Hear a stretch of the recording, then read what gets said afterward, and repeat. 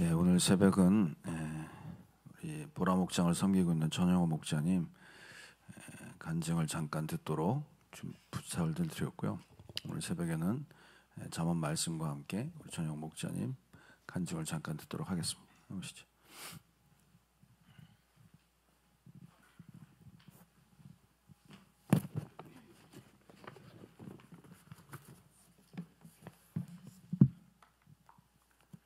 말씀은 읽어야겠죠. 기도하겠습니다. 거룩하신 하나님 아버지, 오늘도 변함없이 새벽을 깨워 주님을 찬양하고 경배합니다. 하루의 첫 시작을 주님께 올리며 말씀을 경청할 때 그 말씀이 우리의 마음판에 새겨질 수 있도록 은혜를 베풀어 주시고 삶으로 살아낼 수 있는 능력 또한 베풀어 주시옵소서. 이 모양 저 모양 각기 다른 모양으로 살아가지만 그 모든 상황 가운데 우리의 중심만은 한결같기를 소망합니다. 우리의 중심을 보시는 주님께 각자의 기도 제목을 내어놓을 때 합력하여 선을 이루시는 주님의 섭리로 우리를 다스려 주시옵소서. 모든 것에 감사드리며 살아계신 예수님의 이름으로 기도드립니다. 잠언 3장 11절부터 35절까지 말씀을 같이 합독하도록 하겠습니다.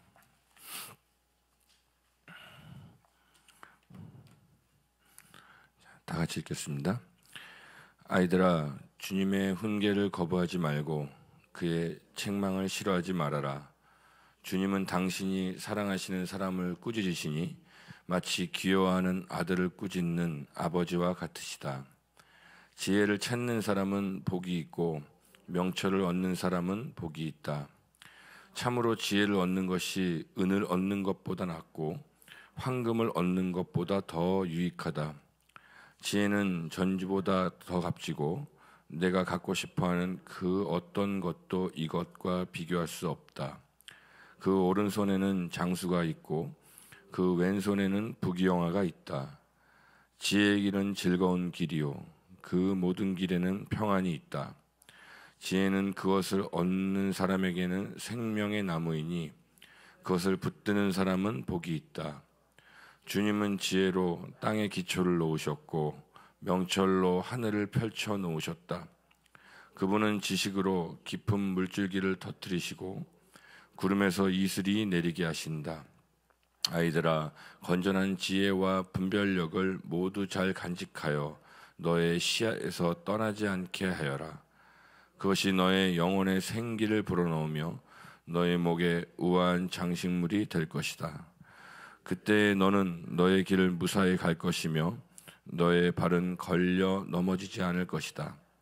너는 누워도 두렵지 않고 누우면 곧 단잠을 자게 될 것이다.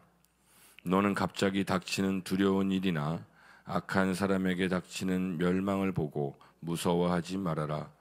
주님께서 내가 의지할 분이 되셔서 너의 발이 덫에 걸리지 않게 지켜주실 것이다.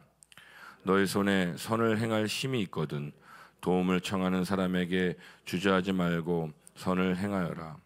내가 가진 것이 있으면서도 너의 이웃에게 갔다가 다시 오시오 내일 주겠소 말하지 말아라. 너를 의지하며 살고 있는 너의 이웃에게 해를 끼칠 계획을 꾸미지 말아라. 너에게 해를 끼치지 않는 사람은 까닭없이 다투지 말아라. 폭력을 휘두르는 사람을 부러워하지 말고 그의 행위는 그 어떤 것이든 따르지 말아라. 참으로 주님은 역겨운 일을 하는 사람은 미워하시고 바른 길을 걷는 사람과는 늘 사귐을 가지신다. 주님은 악한 사람의 집에는 저주를 내리시지만 의로운 사람이 사는 곳에는 복을 내려주신다. 진실로 주님은 조롱하는 사람을 비웃으시고 겸손한 사람에게는 은혜를 베푸신다. 지혜 있는 사람은 영광을 물려받고 미련한 사람은 수치를 당할 뿐이다. 아멘.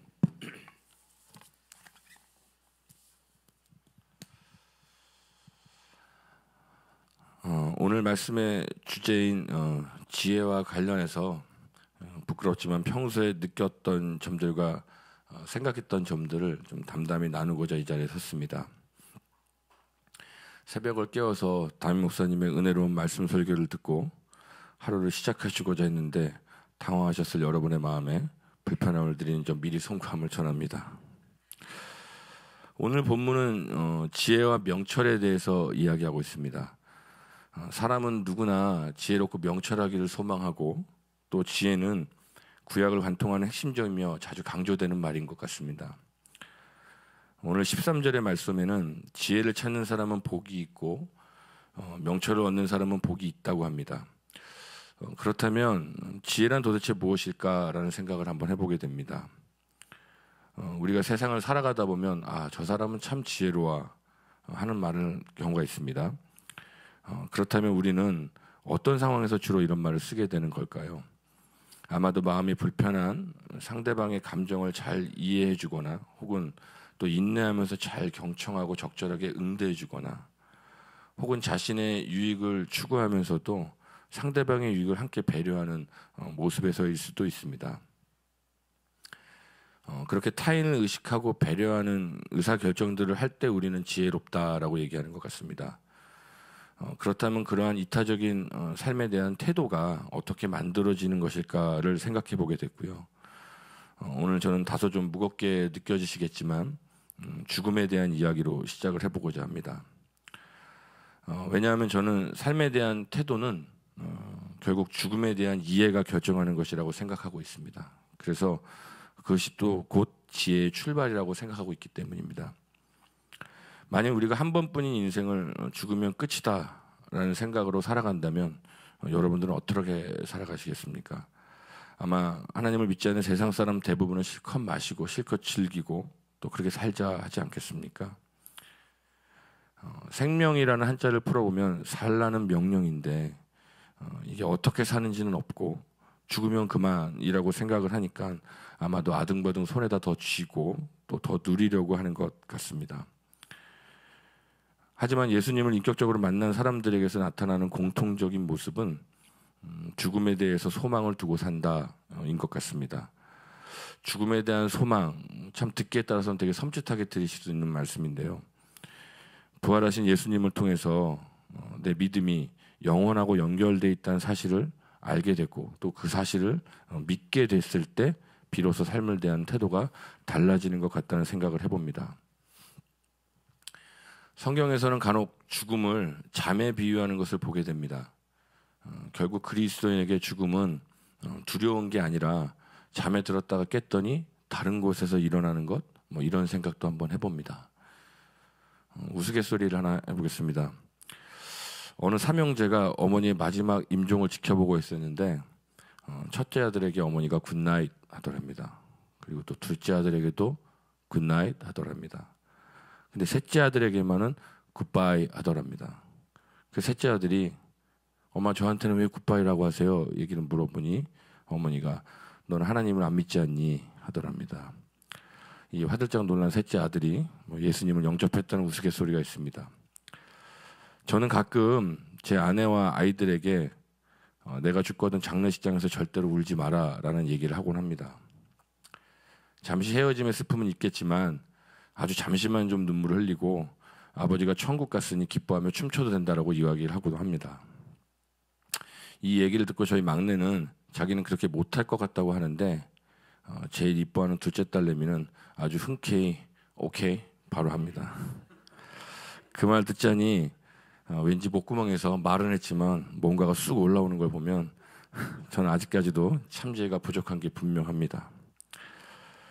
오늘 지혜와 관련된 간증을 준비하면서 죽음에 대해서 좀 더 진지하게 생각해보고 또 정리된 인생을 살고 싶다는 바람으로 훗날 제가 지금은 어리석지만 소천하는 날에는 제 지인들에게 이런 말을 전할 수 있는 그런 삶을 살고 싶다는 생각을 해봤습니다.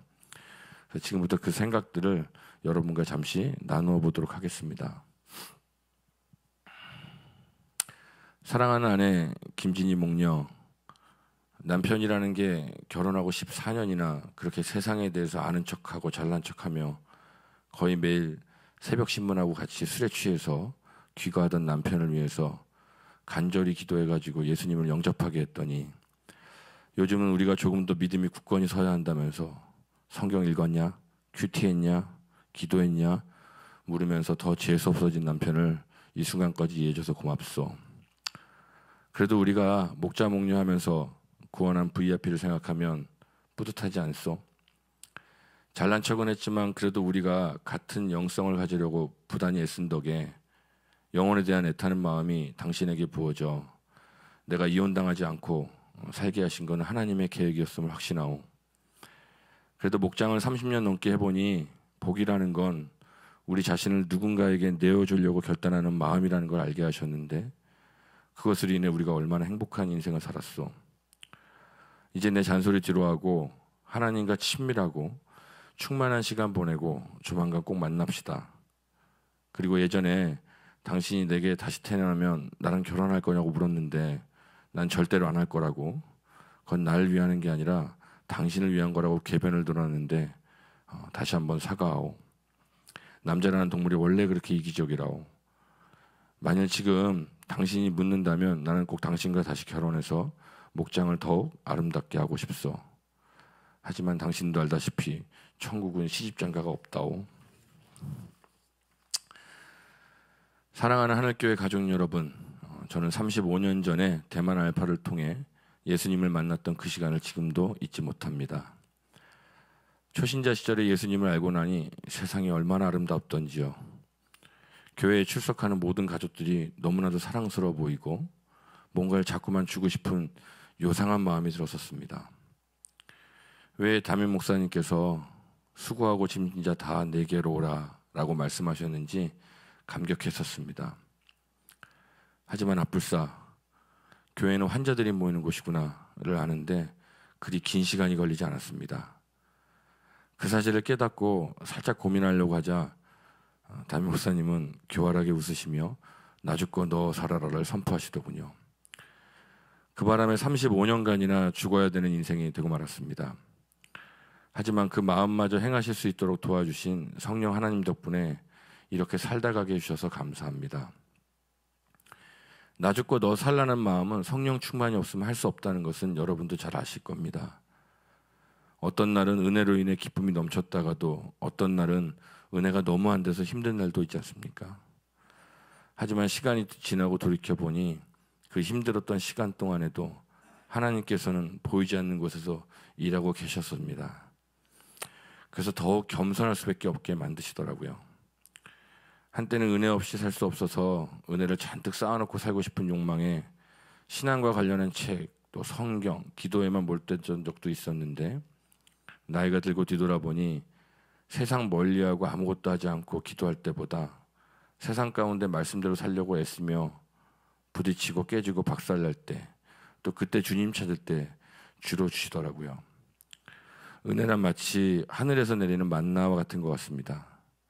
그날 먹을 양식을 그날밖에 주시지 않는 것 같습니다. 그래서 제일 중요한 게 새벽을 깨우는 일인 것 같습니다. 새벽을 깨워 고독한 시간 속에 임재하신 하나님을 경험하는 것이 제일 큰 힘이 되었던 것 같습니다. 사랑하는 나의 친구들아, 젊었을 때 부어라 마셔라, 너 잘났네 나 잘났네 할 때는 하루가 멀다 하고 날 그렇게 부르더니만 내가 예수님 만났다고 고백하니 어쩔 줄 모르고 당황하던 그 모습이 지금도 생생하네. 나도 안 해. 나 같은 쓰레기가 갑자기 만날 때마다 예수님 이야기만 하더니 술 한잔 함께 할 때까지는 그래도 억지로라도 들어주더니 이제 내가 술도 안 마시니 나를 왕따 시킨 거 나도 실은 상처였다네. 그래도 그 뒤로 35년간 매일 새벽 자네들을 위해서 기도했더니 나 죽기 전에 자네들이 예수님을 영접하는 기적이 일어나더니 할렐루야를 외치면서도 나도 아직 믿기지 않네. 내가 전부터 이야기하지 않았나? 우리 같은 꼴통들에게는 예수님께서 아주 확실하게 만나주신다고. 늙음하게 섬길 교회 찾으려고 애쓰는 모습 보니 마음이 짠하기까지 한데 한 가지 조언을 하자면 목사님은 무조건 쓰레기였던 목사님을 찾아가게. 그런 분들의 말씀이 은혜롭게 다가올 것임을 확신하네. 그리고 또 한 가지는 가정교회를 꼭 찾아가게. 자네 같은 지랄 맞은 옹고집 성격을 만져줄 곳은 가정교회밖에 없네. 그리고 꼭 부탁하네만 거기 가면 목자 목녀라고 있는데 제발 목장에 못 가면 못 간다. 단톡방에 카톡 올라오면 댓글도 좀 하고 아주 가끔은 맛있는 것도 좀 사가길 바라네. 나이 들면 입은 닫고 지갑은 열고 사는 게 은혜의 지름길일세. 제가 소천하는 날 제 지인들과 이런 이야기를 전할 수 있는 삶을 살아내었기를 간절히 소망합니다. 오늘 간증을 정리하고자 합니다. 오늘 본문의 시작은 아이들아로 시작을 합니다. 그런데 개역개정에는 내 아들아로 시작을 하죠. 아이를 셋이나 키우는 입장에서 오늘의 말씀을 준비하면서 간증을 준비할 때 처음 드는 생각은 아버지의 마음이었습니다.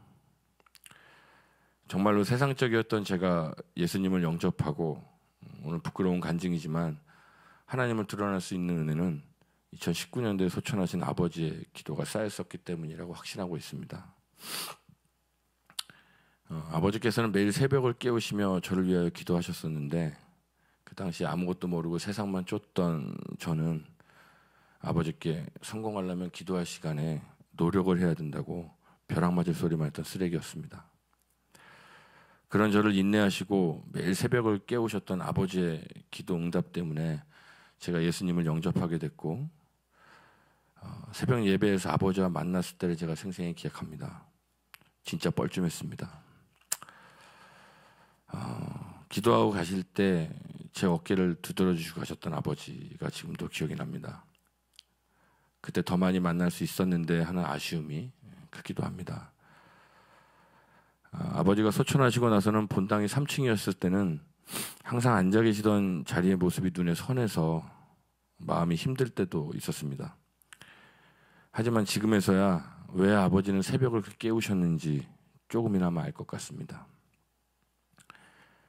사랑하는 아들을 세상에 둘 수 없어서 성령 하나님께 매달리고 간구하시고 또 사랑하는 아들이 예수님을 만나서 지혜롭고 명철하게 살아가기를 바라셨던 겁니다. 하나님을 알고 깨닫는 것이 삶의 지혜요 악을 미워하고 멀리하는 것을 원하시며 기도하셨던 그 아버지의 마음이 오늘 말씀의 핵심이 될 것 같습니다. 그런 인생을 살기 바라셨던 아버지를 기억하고 저 역시 일평생 새벽을 깨우리라 결단하고 있습니다. 기도 응답이 아니고서야 이걸 뭘로 설명할 수 있겠습니까? 설명할 수 있는 것을 설명한 게 과학이고 설명할 수 없는 것을 표현한 게 예술이라고 합니다. 하지만 설명하는 것이 불가능한 것을 삶으로 살아내는 게 신앙이라고 합니다. 좀 멋있죠? 세상은 십자가의 사랑을 가장 어리석게 봅니다. 예수님은 하나님의 아들이셨음에도 불구하고 어리석은 12명의 제자를 통해서 사랑을 전하셨습니다. 여전히 어리석은 제 모습이지만 날마다 지혜롭기를 그리고 명철하기를 제가 주님께 간구하며 설명이 불가능한 것을 삶으로 살아낼 수 있기를 간절히 소망합니다. 부족한 간증과 결단 주셔서 감사합니다.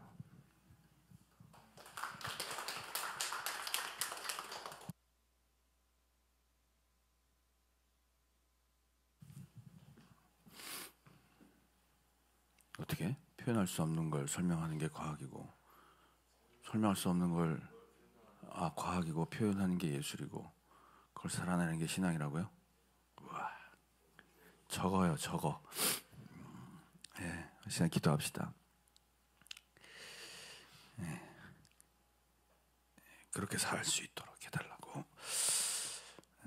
새벽을 깨우는 주의 종들에게 동일한 은혜를 부어달라고 우리 다 함께 한번 주여 부르짖고 기도하겠습니다. 기도합니다. 주여, 할렐루야. 하나님 아버지 감사합니다. 새벽에 귀한 은혜를